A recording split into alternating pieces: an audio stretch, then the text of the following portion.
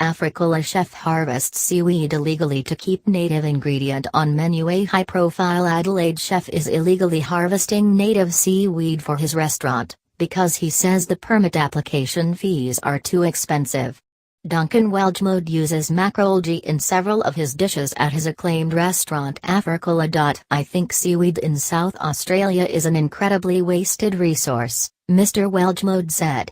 Some are beautiful just eaten raw, others tend to take a lot of cooking.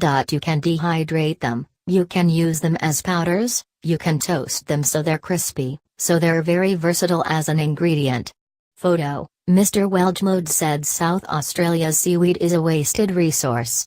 Landline, Kerry State, the chef collects different species that wash up at the beach, particularly in the southeast of the state. He is meant to have a permit, but he says the $4,622 application fee under the Fisheries Management Act is cost prohibitive. If I had to then pay for that application, the ingredient would just be something that I couldn't afford to put on the menu, he said. And if I didn't put it on the menu, then there's almost no education to the customer of the diversity of the different seaweeds. The state has one of the most diverse populations of macroalgae in the world, with more than 1,200 identified species. Around 60% are unique to South Australian waters. Mr. Welchmode says he is not the only chef willing to run the risk of being fined, rather than fork out thousands to access these native ocean flavors. The chefs I know that actually use the seaweed don't go and rip up 20 tons, chuck it on a truck and serve it to make loads of profit, he said.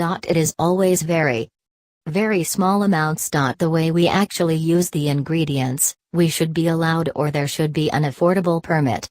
Photo: Mr. Welchmode uses different dishes to show off the diversity of South Australia's seaweed.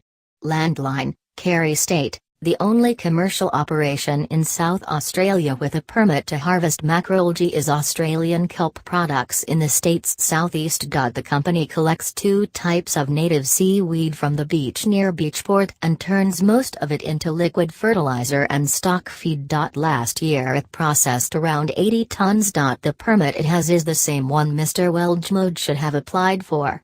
Photo: the only commercial operation in South Australia with a permit is Australian kelp products.